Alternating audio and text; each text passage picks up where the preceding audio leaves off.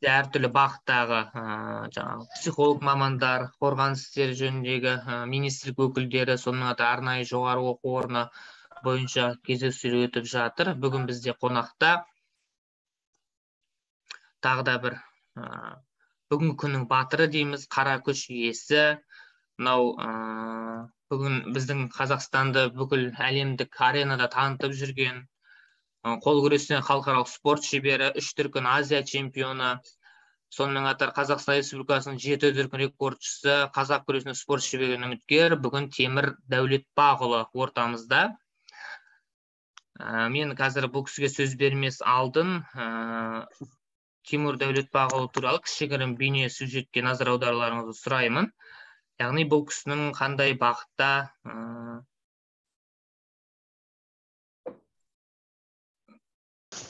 қандай еріктер бар екен бірге. Заводтар бар, бүкіл мектеп.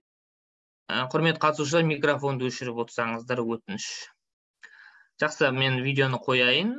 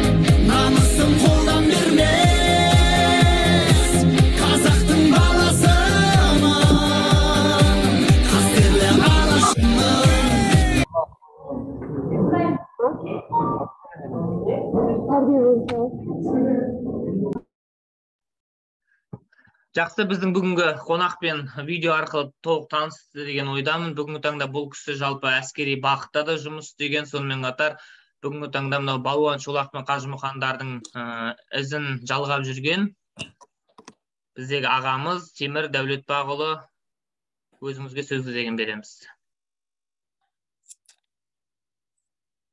Ассаламағалейкум.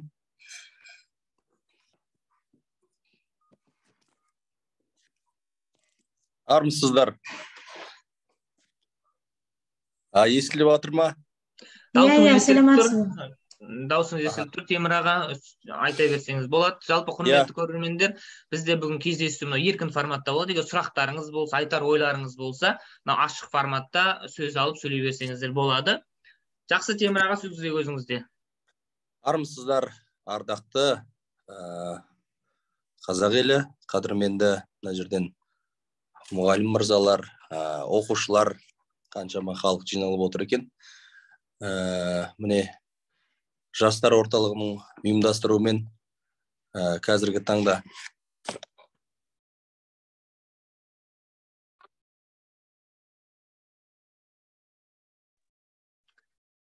Темір аға, даусыңыз үзіліп кетті.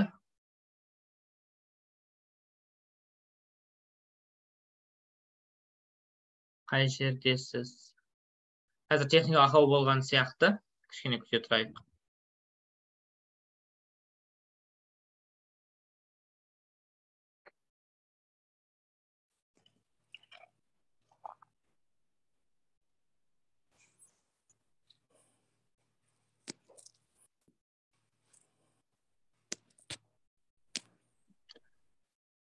Темір аға, байланыстасыз ба?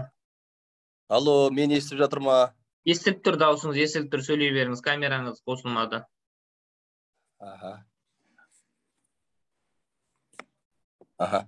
Жалғастыра беріңіз.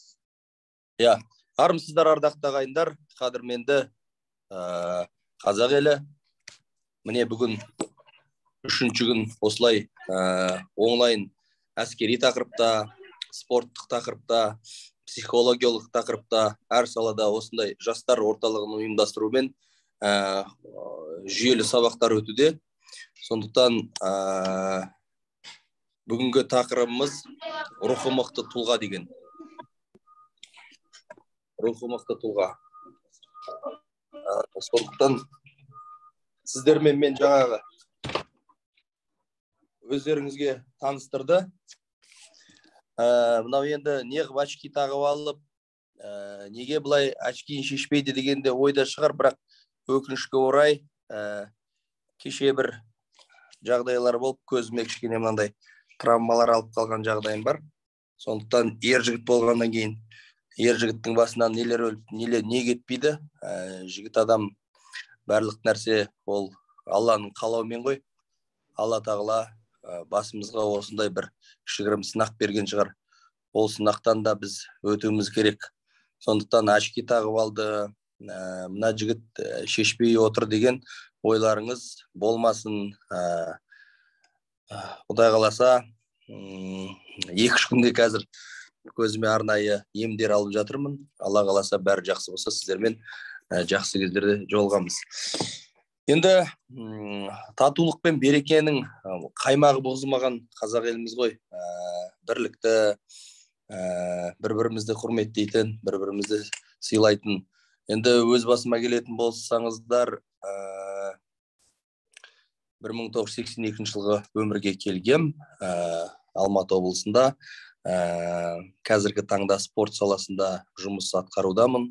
Әрине, елдер қазір Қажымұқан, Балуан Шолақтың ізін жалғаушы, осындай иман жүсіп аталарымыздың солардың жолын қуушы, енді қалай айтсақ болады, соларға еліктейді деген ақпараттар әлеуметтік жүйеде жан-жақта өте көп. Бірақ енді өзім 18 жыл мен жаңағы мемлекеттік қызметкер болып жұмыс істедім. Әскери салада 2 рет досрочный звание алдым. Қазір шен майор запастағы. Енді балалық шағымыз ауылда өсті. Қазір енді айта беретін болсақ өте көп. 30-дан астам мемлекетте спорт саласында өнер көрсеттік. Спорт саласында Қазақстан, Азия, әлем чемпионаттарына қатысқан жайымыз бар. Сондықтан мына жерде отырған менің түсінуім бойынша алғашқы әскери дайындықтың азаматтар отыр ғой деймін, мына жерде түсінсем. Бұл жерде ұстаздарға алым, сондықтан жоғары сынып оқушылары да қатысып отыр. Колледжден қатысып отыр бізде студенттер.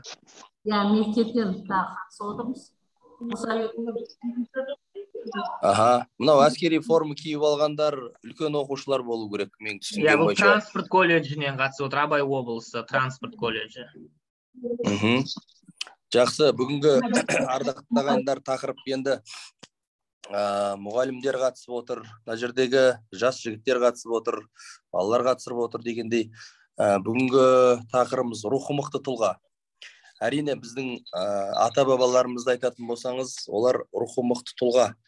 Әр біздің қазақ батыр, тек қана батырлығымен емес, қазақ әлемге қалай танылған, өзінің мықтылығымен, өзінің технологиясымен, өзінің жағы кезіндегі бабаларымыз, мысалға Бауыржан Момышұлына атамызды айтатын болсақ, ол тек қана қара күштің иесі болған жоқ, тек қана ол жауынгер болған жоқ.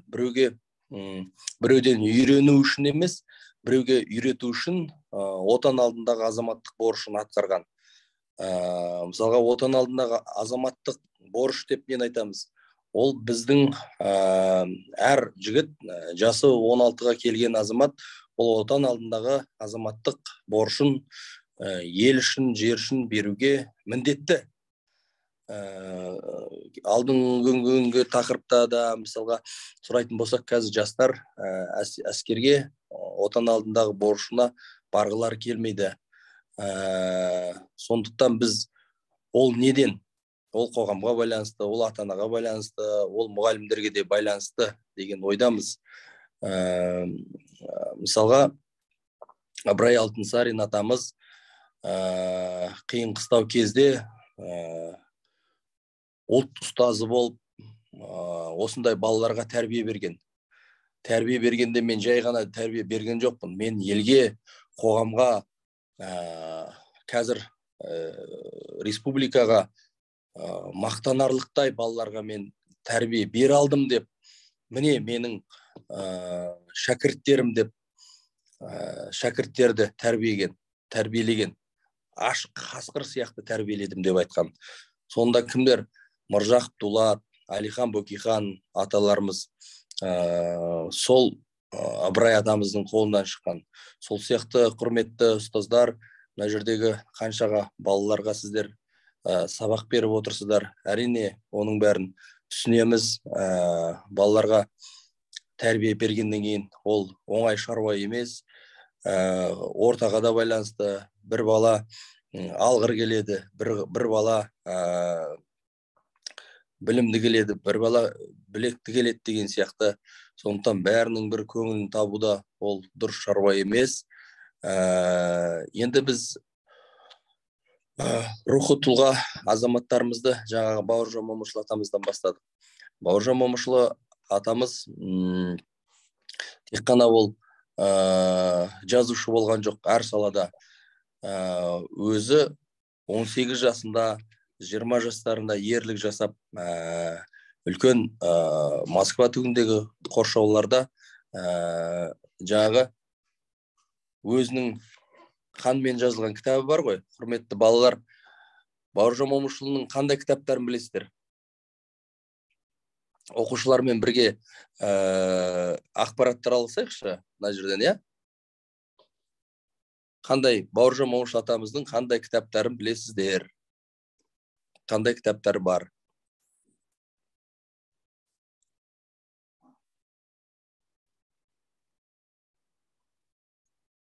Түктибаева Эльмира дейді.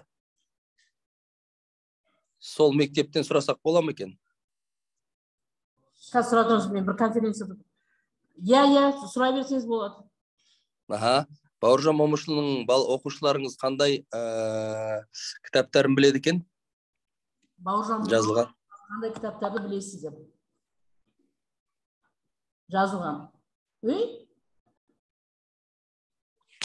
8-ші сынып оқушылары? Мынау медет деген тұр ғой, Қалиев. Солардан сұрайықшы, әскери форма киіп отырған балаларды. Бауыржан Момышұлының қандай кітаптары бар? Бауыржан Момышұлының «Жана мен Москва» деген кітабын білеміз. Оны кім жазған? Александр Бек, иә, Волоколамский шоссе. Мен жазылған кітап. Тағы да қандай кітаптар бар? Дневник командира, иә? Ер жігіт күнделігі. Тағы да?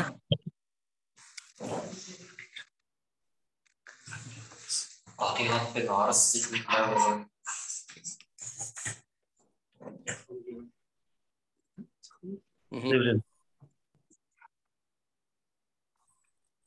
Жақсы, ардақты ағайындар. Бауыржан Момышұлы енді Москва үстіндегі шайқас дейді. Өте орынды. Рахмет сіздерге. Мен ойлар едім, әр ер жігіт мықты болам десе, әр ер жігіт білекті, білімді болам десе, осы Бауыржан Момышұлы атамыздың кітабын оқыса екен деп. Ұшқан ұя деген кітаптары бар, иә? Бауыржан Момышұлы атамыздың Москва түбіндегі шайқас, Волоколамский шоссе, Александр Бектің жазғаны, иә. Енді өз басым әскери салада біраз жыл қызмет атқарғаннан кейін мен сол кісіге кумир болып, сол кісінің кітаптарын оқыдық. Енді әскери салада жүргеннен кейін мен өз басым спортпен айналыстым. Спортпен айналысқаныма міне 28 жылдан астам болды. Енді мектептің арасында, мектепте жүріп спортпен айналысып, соны еш уақытта қалдырған жоқпыз. Қалдырған жоқпыз. Сондықтан мына жердегі отырған балаларға біріншіден тәртіпті болу, ата-аналарды тыңдау, мұғалімдерді тыңдау. Мына жерден дұрыс болсын, бұрыс болсын, ата-аналарыңызға құрмет жасау. Сондықтан алдыға қойған жоспарларыңызды жүзеге асыру. Ежелден ел тірегі, адал ұл ер боп туса, елдің тірегі дейді. Сендер болашақ жастарсыңдар. Сендер болашақ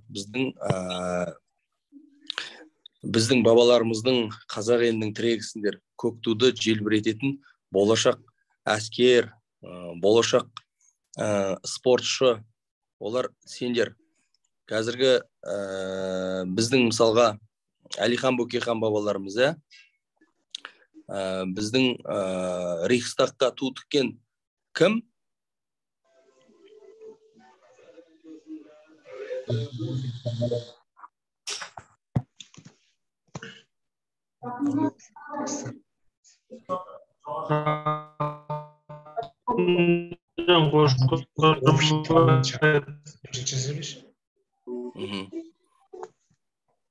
Жақсы.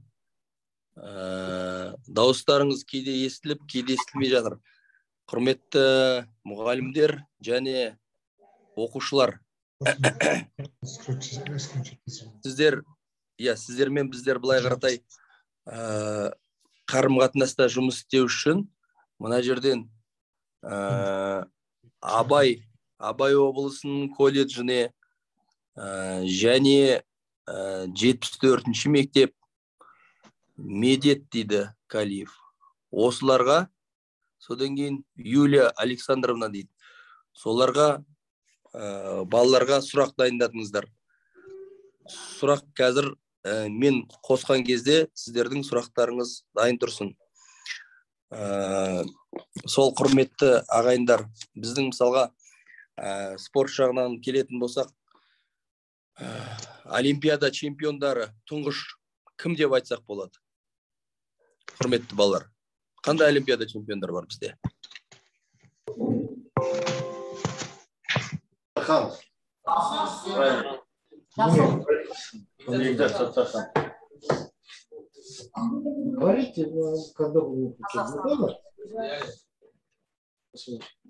Тұңғыш Олимпиада чемпиондары кім?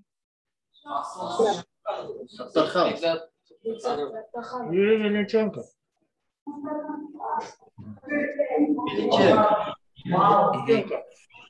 Біздің Жақсылық Үшкемпіров, Бекзат Саттархан, Ермахан Ибрагимов, біздің еліміздің туын көтерген Данияр Елеусінов, Олимпиада чемпиондары бізде өте көп. Сол сендер болашақ жастарсыңдар. Біздің рухы мықты азаматтар солар деп білеміз қазақ елінде. Сіз бірдек айтайын дедіңіз ба, Сарқан ауданына? Микрофонды өшірсе дұрыс болар еді. Микрофондарыңызды өшіріп қойсаңыздар, құрметті ағайындар. Жаңағы мен үш азаматшаларға сұрақ қойыңыздар дедім. Сұрақтарыңызды дайындап, ойланып отырыңыздар, ардақты ағайындар.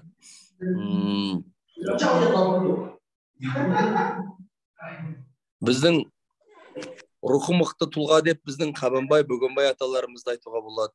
Райымбек бабаларымызды айтуға болады. Енді қарап отырсаңыздар, біздің тақырып бүгін рухы мықты болғаннан кейін жастар орталығы осындай әр ауданда, облыстарда, ауылдарда,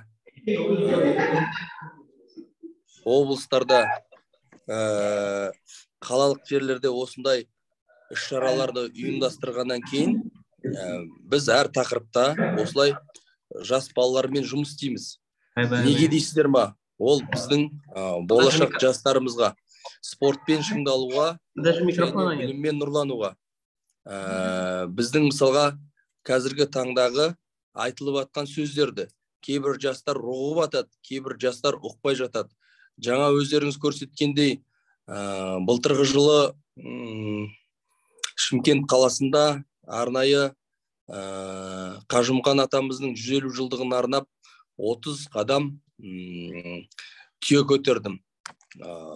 Түйені тек қана көтермей, оны арнайы тәуелсіздігіміздің 30 жылдығына арнайы 30 қадам жүрдім.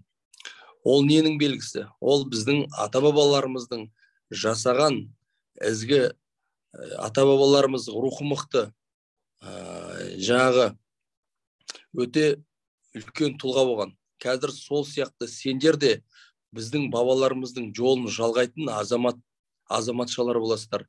Әрине біреу спортшы болғысы келеді, біреу әскери болғысы келеді, біреу ғылыми жүйені алғысы келеді, біреу мұғалім болғысы келеді. Бұл жерден айтып отырсақ өте көп. Біз тек қана спорт пен әскерде қатып қал деп жатқан жоқ. Біз әр салада жұмыс жасау, болашақ біздің қазақ еліне еңбек ету, ерінбей маңдай терді беру. Айтады ғой, біздің Әлихан атамыз, ел бүгіншіл, біздікі ертең үшін деп. Ертеңгі болашақ жастарымыз үшін 10 жылдық, 30-50 жылдық біз жастарымызға ғасырлар бойы біздің бабаларымыздың қалдырып кеткен ақ найзаның ұшымен, ақ білектің күшімен қалдырған ізгі жолдарын осы жастар сендерсіңдер. Болашақты жалғайтын. Ерлік тұнған мынау менің өлкемде, ойға батам көңіл күйін шертемде, киесі бар мынау ұлы даланың, есі бар сақтап қалар ертеңге. О, жас ұрпақ жанар тау елімнің, жұлдызына айналдыңдар көгімнің, сендерсіңдер болашақтың жемісі, көк байрағын асқақтатар елімнің. О, жас ұрпақ жарқылдаған жассыңдар, рухсыздық індетінен қашыңдар, аманаттап кеттау сізбен біздерге, бұл даланы бауыржанмен қасымдар. Ата-баба салтын берік сақтаған, ел сендерге қарап тұрып мақтанар, отаны бол тәуелсіздік елімнің, көк байрағын асқақтатар жерімнің деген біздің бабаларымыздың айтып кеткен сөз сарасы.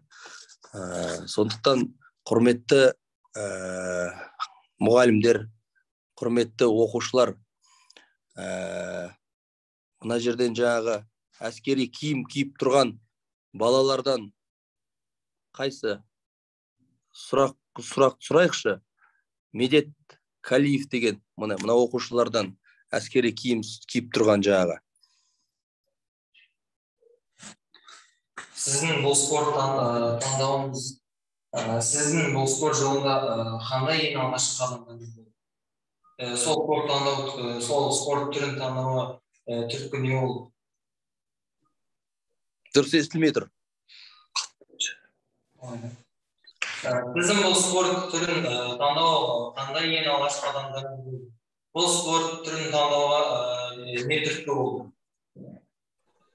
Мен ол спорт түрін таңдауға қандай түрткі болды дейсің ба? Иә, солай. Жақсы. Енді мен балалық шағымда әскери болуды армандадым. Содан кейін менің әкем палуан болған кісі.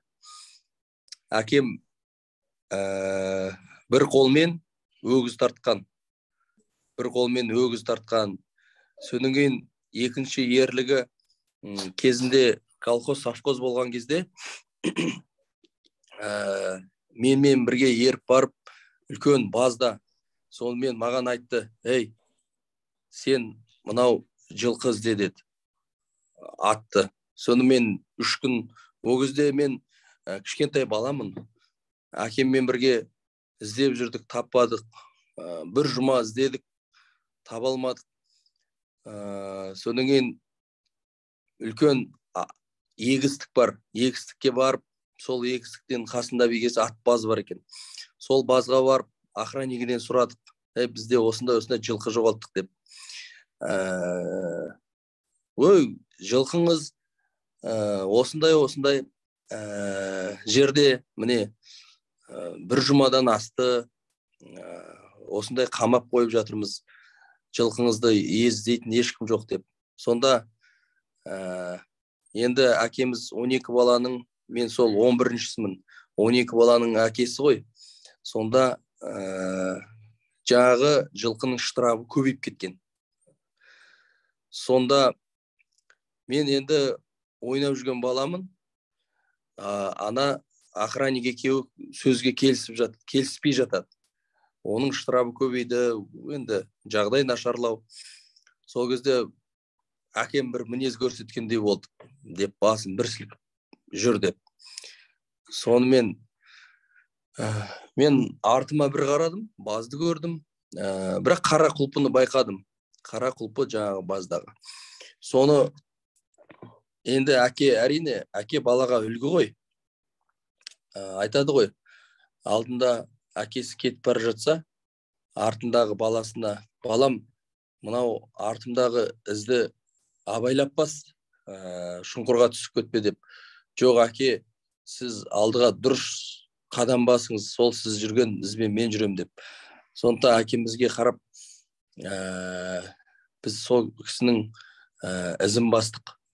Сонда сол күні түнде әкемді көрген жоқпын. Сөйтсем, қолына күрек алып, үлкен 1,5 метрлік жағы баздың астынан қазып, сол жылқыны шығарып алған. Ойлаңыздар, үлкен жылқыны баздың астынан қазып, қандай қызы, баздың астынан қазып, жылқысын шығарып, 4 аяғын байлап, соны ана жерде қайтадан таңға дейін көміп, жылқыны алып кеткен. Сондай оқиғаға мен душар болдым. Сонда мен өзім ойладым, менің әкем қандай палуан. Содан кейін мен осылай әскери салада жүріп, мен зерттей бастадым. Қажымұқанды зерттедім, Балуан Шолақ атаны зерттедім. Ол кісілер қалай рельсті мойнына салып майыстырған, қалай жаңағы вагондарды қозғалтқан, үлкен техникаларды қалай сүйреген тіспен деп. Сонда енді бәрібір ол қан тартады екен. Енді бұл жаңағы баламыздың айтқан тақырыбына қалай спортқа кетті деп. Әрине мен өмірі мысалға, білмеймін, олимпиада чемпионы болуға алдыма ондай мақсат қойылмапты менде. Спорт болғаннан кейін мен қол күрестен біраз жыл гир саласында 8-9 сыныптарда мен сол спортпен айналыстым ғой. Соны кәсіби етіп, әліңге дейін мен тастаған жоқпын. Әліңге дейін ішімдік ішу, темекі шегу, жаман жолдастармен дос болу деген нәрсені мен өзіме алмаған екем. Жігіт адамда айтады ғой, 3 қасиет болу керек, қасыңдағы досыңмен араласуды, досыңмен сырласуды.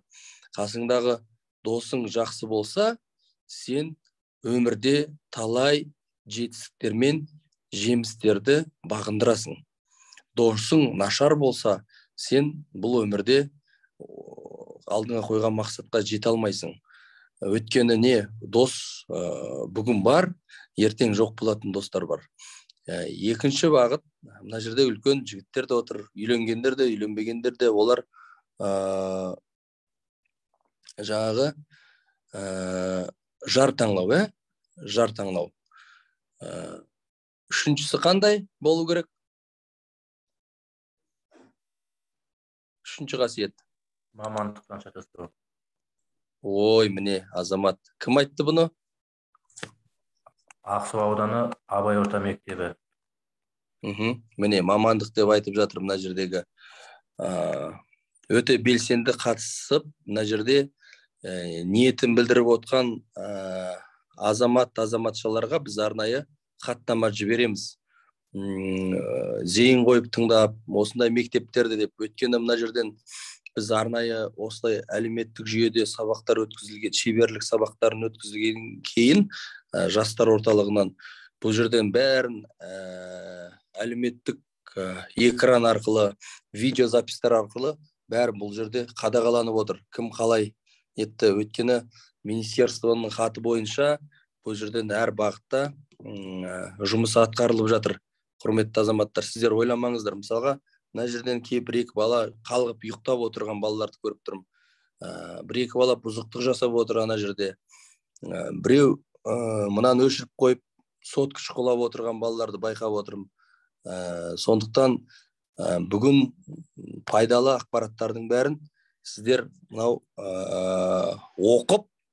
оқығаннан кейін баяғыда біздің әжелеріміз айтатын тоқып алыңыздар деп. Соны тоқып алу керек. Абай атамыздың қандай сөзі бар осындай? Жасымда ғылым бар деп ескермедім, пайдасын көре тұра тексермедім, жас кезімде түспеді қолымның уысына, қолымды мезгілінен кеш сермедім деп Абай атамыз айтқандай, иә? Осы уақытта оқып біліп алыңдар.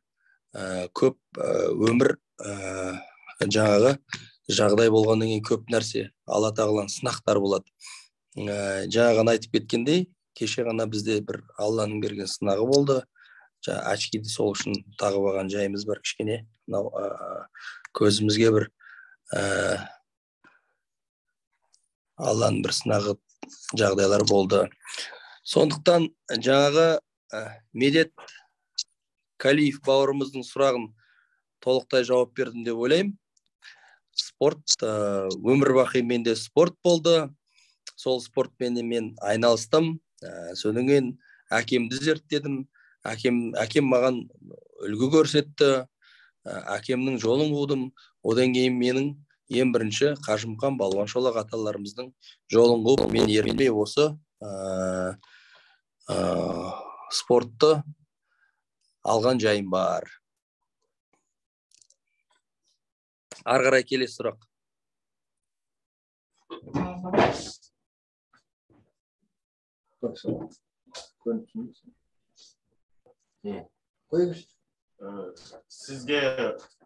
Сіз секілді қара күшті қалай игеруге болады? Аха.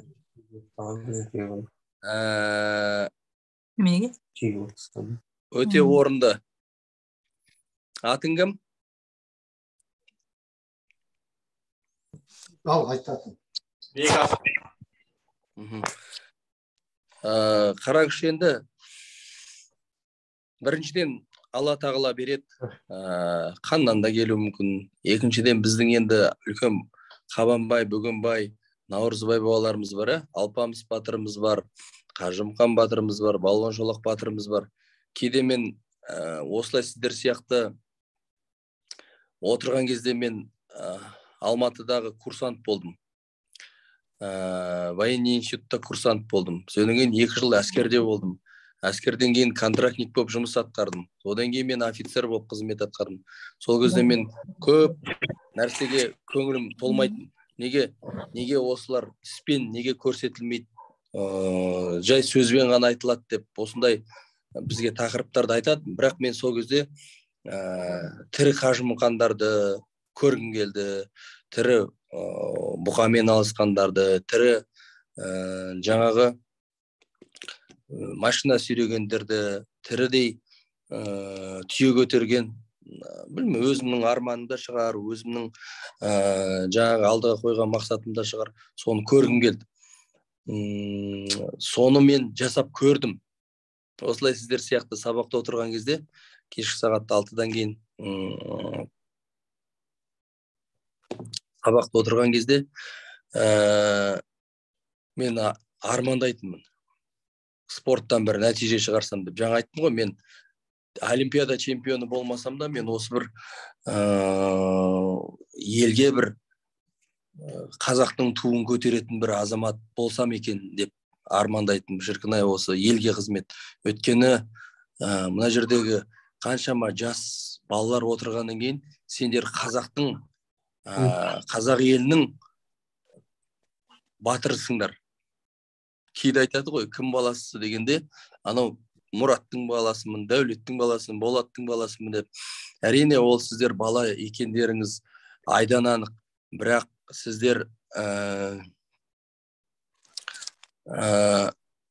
кейін қазақтың туын көтеретін азаматша боласыздар, азамат боласыздар. Ұлттық тәрбиеге, мынау баланы мықты тәрбиелеу үшін елдің азаматы деп тәрбиелеу керек екен. Қазақ елінің азаматы бұл деп. Өткенде мысалға студент кезде жастық шақтарың өтеді. Студенттен кейін қызметке орналасасыңдар. Қызметке орналасқаннан кейін, бір жылдан кейін, алла біледі, сіздер министр болуларыңыз мүмкін. Допустим, олимпиада чемпиондарыңыз болуы мүмкін. Сол кезде сіздер сөз саптауын, сөз қабілеттерін, жұмыс жоспарын алу, сол кезде халыққа қызмет деген болады. Халыққа қызмет орталық. Сол кезде бір адамнан қаншама жастар, қаншама батырлар үлгі алады. Сондықтан сіздер ойламаңыздар, мен деген осы бір үйдің баласымын деп, сендер халықтың балаларысыңдар. Сол кезде ғана Моңғолиядағы моңғолдар балаларын, бала кішкентай кезден батырым деп баланы батыр қып тәрбиелейді екен. Оны қыстың күні жаңағы неге салып, қарға салып, жаздың күні тастай суға салып, баланы қазақ үйге ілік қойып, кәдімгідей ана видеоларын қарап отырсаңыз баланы, о бала солай айта бергеннен кейін, о бала батырлықты қалыптастырады. Енді әлемде қарап отырсаңыз кішкентай ғана мемлекет, бірақ мына жақ Қытай болса да, мына жағы Ресей болса да, мына жақта Қазақстан болса да, картаның орталығында азақ мемлекет болса да, өз жауынгер халық, ол кішкентай ғана Моңғолиядан әлемді жаулаған Шыңғыс хан шығып отыр. Әрине Шыңғыс ханды қазақ деп жатады, бірақ дегенмен ол сол моңғол мемлекетін тұрғаннан кейін әлемді жаулаған. Абай атамыздың 38-ші қара сөзін кім айтады? Кім біледі Абай атамыздың 38-ші қара сөзі?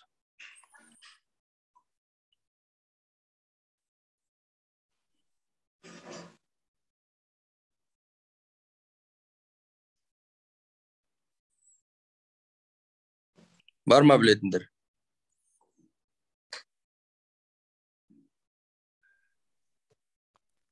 Ол 38-ші қара сөзінде иман туралы жазылған. Абай атам 38-ші қара сөзінде өзің үшін өмір сүрсең, Алланың алдындағы айуансың дейді. Ал ұлт үшін өмір сүрсең, Алланың алдындағы құлсың деп айтылған, құрметті ағайындар. Сондықтан біз осы жерден еңбегімізді, істеп жатқан жұмысымызды Алла разылығы үшін, екіншіден қазақ ел үшін, біздің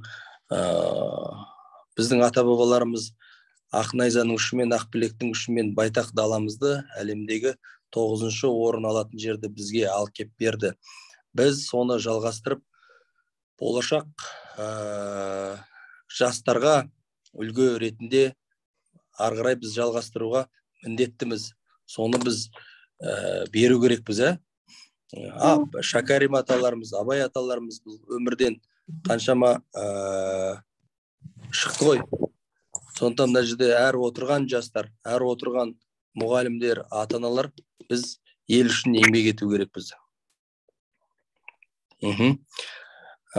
Келесі сұрақтарыңыз болса, құрметті ағайындар.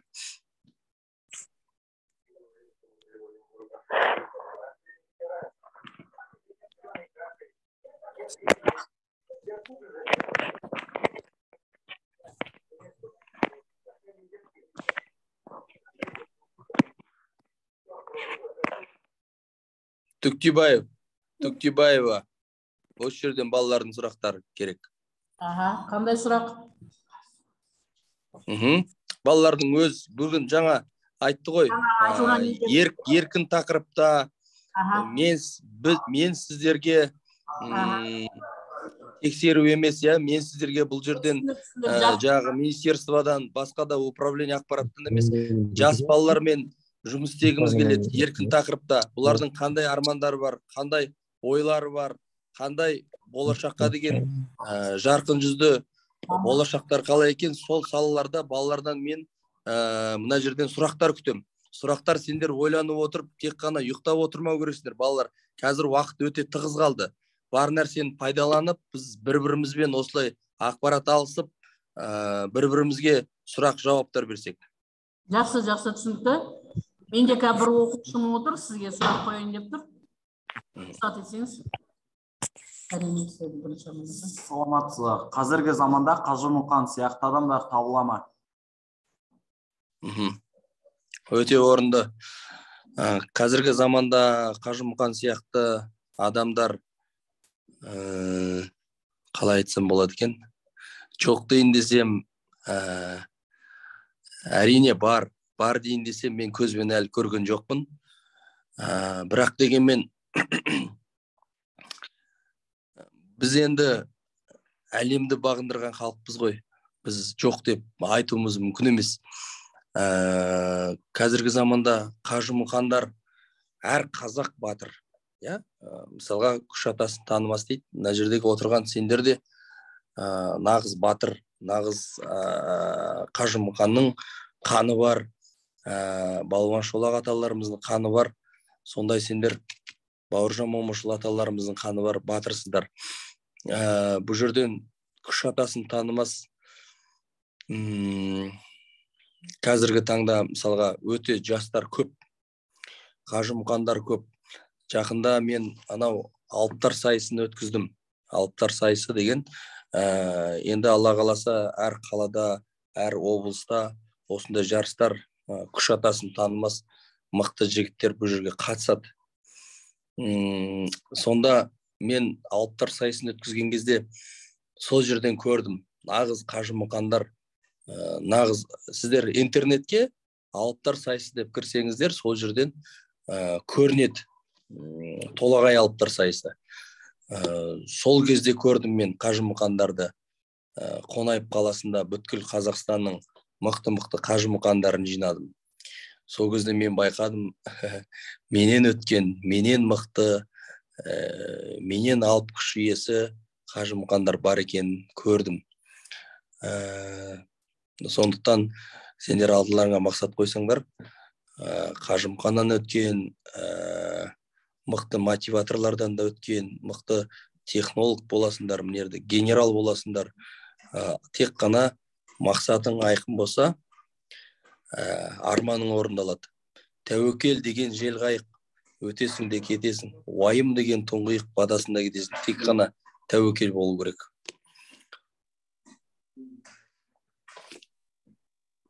Толық жауап бердім ба?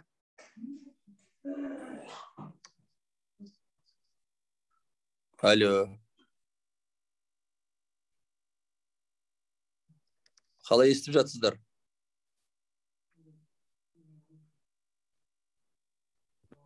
Бәрі түсінікті, рахмет. Сіз бір нәрсе айтайын деп отырсыз да? КГУ, средняя школа дейді, очкидегі тәтеміз. Қарындасымыз боласыз ба?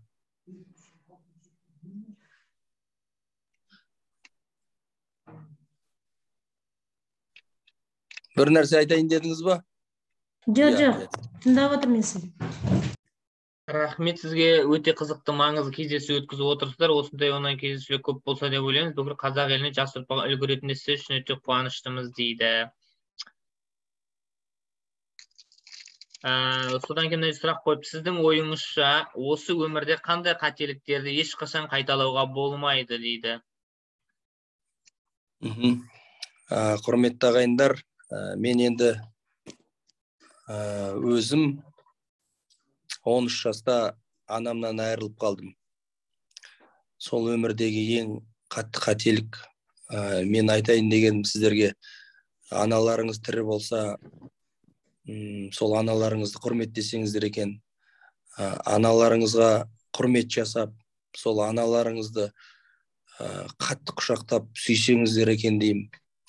Аналарыңызға кішкентай болса да мұғалімдер отыр мына жерде, жас балалар отыр, сол кісіге қазір ойлайсыз, кәсіз қасымызда анамыз мәңгілік жүреді, анамыз осы ыстық ықыласымен шайды да, тамақты да дайындап береді деп жүресіз. Бірақ ол анаңыз мәңгілік емес, күннің күнде анаңыз өмірден қайтады. Сіздер қазір осы тірі кезде анаңыздың бетінен сүйіп, анаңыз алыста болса соған телефон шалып, жасыңыз 40, 50, 60-ға келсе де анашым, алтын анам, ассалаумағалейкум, қалыңыз қалай деп ыстығы ықыласын етіп, қасында маңдайды қойып, сол анаңызға құрмет жасасаңыздар, бұл өмірде қателеспейсіздер деп айтам. Енді мен есіктің алдында асық ойнап жүрген кезде анам өмірден қайтып кетті. Неге сол кезде мен асық ойнадым? Неге мен сол кезде мен анамның барып бетінен иіскемедім? Неге анама құрмет жасай алмадым деген өзімнің мынау жан жүрегімде бар. Сондай қателіктер жібердім. Ойлаймын, құрметті оқушылар, офицер мырзалар, солдат сержант мырзалар, бұл жерде анаға құрмет деген өте жоғары болады. Сыйласаңыздар, әкелеріңіз болса, әкелеріңізге құрмет жасаңыздар, отбасыларға, бауырларыңызға бір-бірлеріңізбен қарым-қатынастарыңызды үзбесеңіздер, өткені ең бірінші өзіңнің ата-анаңмен, одан кейін бауырларың, одан кейін қоршаған орта достарың, көршілерің, ары қаратай қарым-қатынас өзің жақсы көретін ағайындарыңызбен қарым-қатынасыңыз болмаса, болашақта сіздердің өшетіндеріңіз бір Алла тағала біледі. Сондықтан ананы, бауырды құрметтеуге ерінбеңіздер деп айтамын. Рахмет. Біз Мұсабек мектебінен сізге бір сұрақ қойсақ, бола ма? Иә, қойыңыздар. Саламатсыз, мен Мұсабек атындағы орта мектептің 8-ші сынып оқушысы Асқан Аслан. Мен сізге қоятын сұрағым, осы қазақтың ұлттық ойындары көп қой, сол ұлттық ойындардың ішінде өзіңіз қай ойынды ұнатасыз? Бір сол жерден жігіттер ұлттық ойынды атап берсеңіздер. Бәріміз бір қазақтың ұлттық ойындарын нерде білетіндер бар, білмейтіндер бар. Біз бірдей атасақ, бірінші көкпар, теңге алу, тағы да? Бәйге. Тоғызқұмалақ. Тоғызқұмалақ. Нарда. Ләңгі.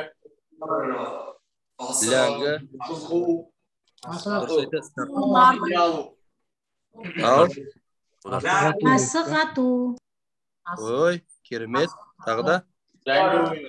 Қызғу. Аталапай. Теңге алу.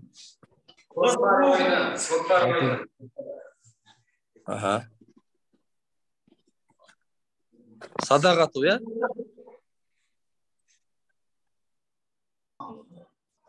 Алло. Алтын сүйек табу деген бір ойын бар еді. Рахмет.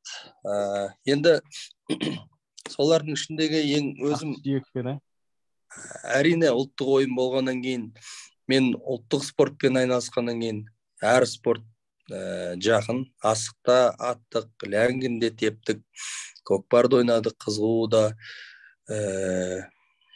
теңгелінде бала кезде қатыстық, көкпарға да қатыстық, бәйгеге де қатыстық. Ауылда өскен балаларымыз ғой. Тоғызқұмалақтан басқасының бәріне қатысыппын мен енді. Ұлттық күресіміз қазақша күрес бар ғой, қазақша күрес. Осылай үлкен ағаларымыз атсалысып отырсаңыздар өте жақсы болар.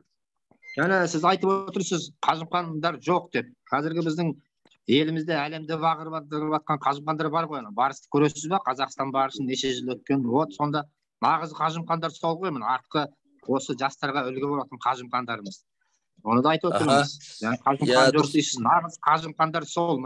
Қазір біз осы сол барысқа күрескен палуандардың бәрін бөліп жармаймыз. Бәрін қажымқан деп айтамыз. Өйткені салмаққа қарамайды. Кезінде ата-бабамыз қажымқандар сол салмаққа қарамай күрескен ғой. Сол дәстүр ғой мына ұлтымыздың қазақша күресін дамытып жатқан. Дұрыс айтасыз. 5 дүркін әлем чемпионы. Қазақ күресін әлемге танытып жатқан Алибек Нұғыманов жаңағы көп қой көп қанадағы. Дұрыс айтасыздар. Солардың бәрін батыр деуіміз керек. Сонда өзіміз батыр деу керек. Әлеуметтік жүйедегі ең басты мақсат сол. Біз бір-бірімізді білген, бір-бірімізді білмегендерімізді осы жерден жастарға үйрету. Мен жаңа айтып кеткендей, біздегі қаншама әлем чемпиондары, олимпиада чемпиондары, өзіміздің жаңағы ағамыз айтып кеткен қазақ күрестен өте көп. Мен ана алыптар сайысын өткізген кезде сол жерде мықты қажымқандар көрдім. Менен өткен, менен мықты. Бұл жерге Бейбіт Ыстыбаев, Ұлан Рысқұлов ағаларымызда, бауырларымызда келді.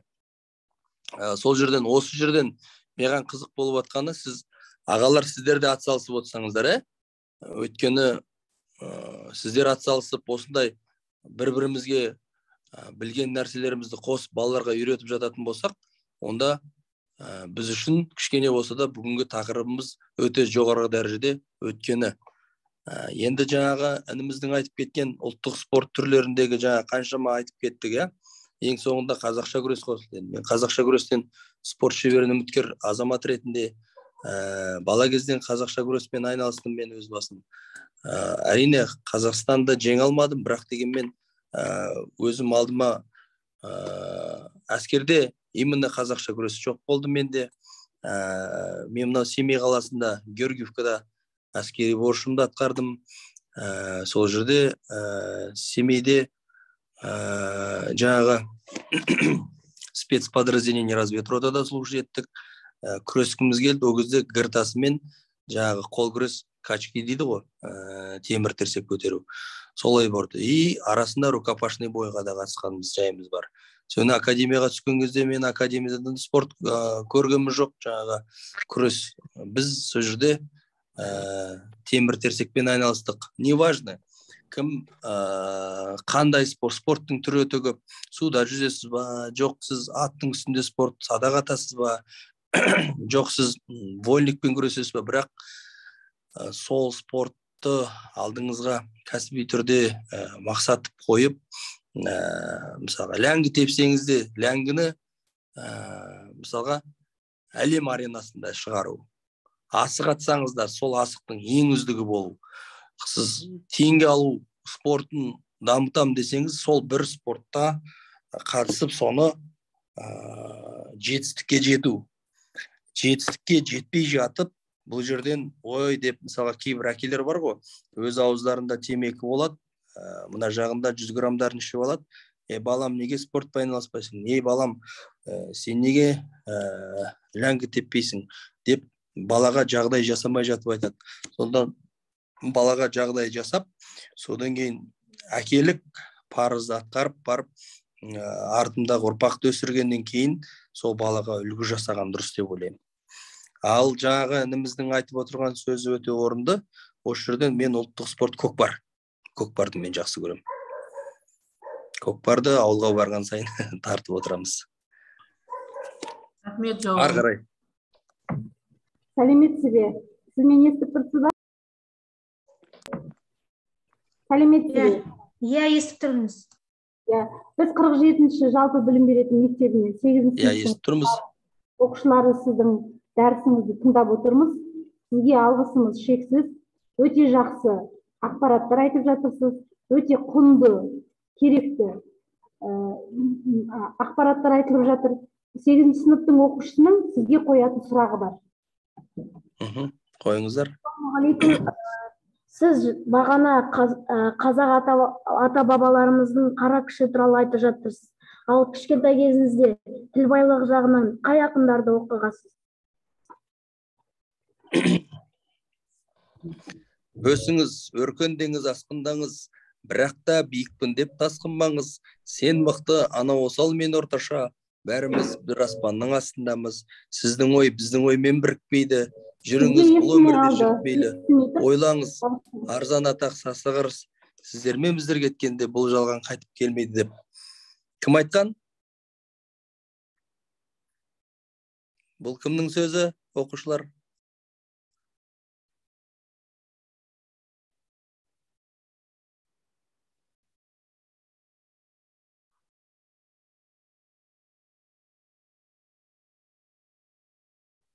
Алло.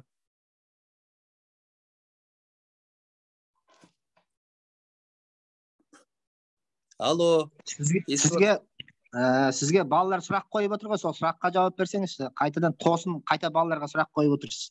Және қай нені оқыдыңыз деп отыр ғой, соған балаларға жауап берсеңіз, содан кейін барып. Енді несін сұрап отыр ғой, дұрыс қой бұл кісінікі де? Түсіндім. Мен осыны айтып отырмын. Осының авторы бізде Мұқағали Мақатаев атамыз. Сіздің дауысыңызды естімей қалдық. Енді естіп жатсыздар ма? Естілді. Жаңа сіздің дауысыңыз естілмей қалды бізге. Қайтадан айтып жүрсіз. Жақсы, рахмет. Енді бала кезден біз Мұқағали атамыздың кітаптарын, өлеңдерін жаттап өттік. Абай аталарымыздың кітаптарын оқыдық. Мұхтар Шаханов аталарымыздың оқыдық. Әрине, мен әскери қызметкер болғаннан кейін сол жерде таза әскери қызметкер болғым келді. Сол Бауыржан Момышұлы атамыздың Ұшқан ұя кітаптарын оқып өстік. Сол әскерде болғаннан кейін таза болғымыз келді. Темекі шекпейтін, нағыз ішімдікке бармайтын, ата-ананы құрметтейтін, досқа адал болу жолдарын бәрін ойымыз қалдық. Соның ішіндегі жаңа айтып бір өлең тақырыбын айтып кеттім сіздерге.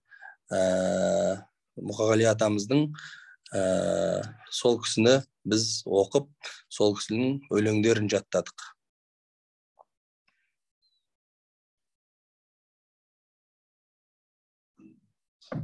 Жақсы, рахмет сізге көп-көп. Осылай жастармен жұмыс істейік, құрметті ағайындар. Темір аға, біздің отырғанымызға да біраз уақыт болыпты. Бір кішкене соңғы бір-екі сұраққа жауап беріп, кездесуімізді аяқтайық, иә? Менің бір сұрағым бар еді. Естіліп тұр ма? Иә, Сарқан ауданында. Ақтау ауданынан бір сөз бар ғой, рухы мықты елдің сағы сынбайды дейді ғой. Қазіргі жастар отан алдында борышын өтеп, жақсы қызметтер атқарып жатыр. Сіз қазір жастарға қандай үш қасиет айта аласыз? Нақты үш-ақ қасиет. Осындай болу керек, осындай болу керек деп ер балаларға. Ер балаларға адал болуды айтар едім. Таза болуды, адал. Ең бірінші адалды қасиетті. Содан кейін спортты тастамас екен деймін. Спортпен айналысқан жігіт, ол қай жерде болса да рухы мықты болады. Спортпен шыңдалған адам, ол қай жерге болса да бәрінен биік тұрады. Үшінші қасиет, білім алса екен деймін. Білімді жетер мұратқа, білімсіз қалар ұятқа деп. Сол менің ойымдағы осы қасиетті жақсы оқыса, сол айтатын сол менің ойым.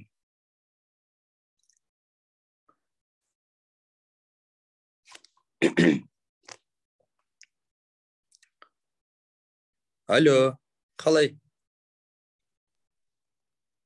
Жақсы аға, естілі дауысыңыз барлығы. Рахмет көп-көп. Тағы да сұрақ қойым деушілер бар ма?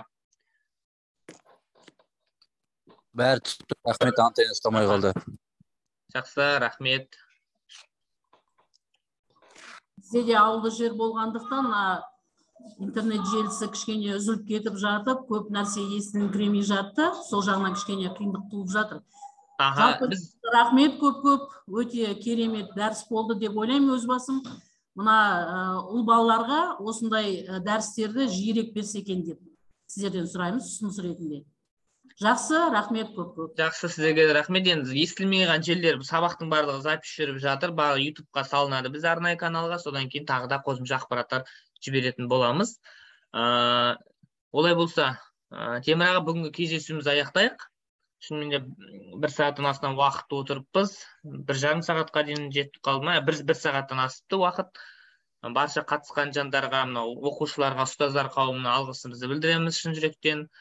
Темір аға, сізге де көптен көп рахмет. Енді мынандай қиын жағдайға тап болып отырсаңыз да, шығып, уақыт бөліп келіп отқаныңызға бұйырса тезірек жазылып кетіңіз. Сіздей батырлар елімізде көп болсын. Ел аман, жұрт тыныш болсын. Амандықта кездескенше аман сау болып тұрайық. Сау болыңыздар баршаларыңызға. Рахмет. Зейін қойып тыңдағандарыңызға көп-көп рахмет. Алла тағала денсаулықтарыңызды мықты қылып, осындай сынақтарды бізге береді. Ер жігіт дейді. Ер жігіттің басына нелер келіп, не кетпес деген қазағымызда сөз бар. Сондықтан әр қиыншылыққа төне білейік. Жақсылықта жолға қардық. Жақсы аман сау болыңыздар. Сау болыңыздар, рахмет. Сау болыңыздар.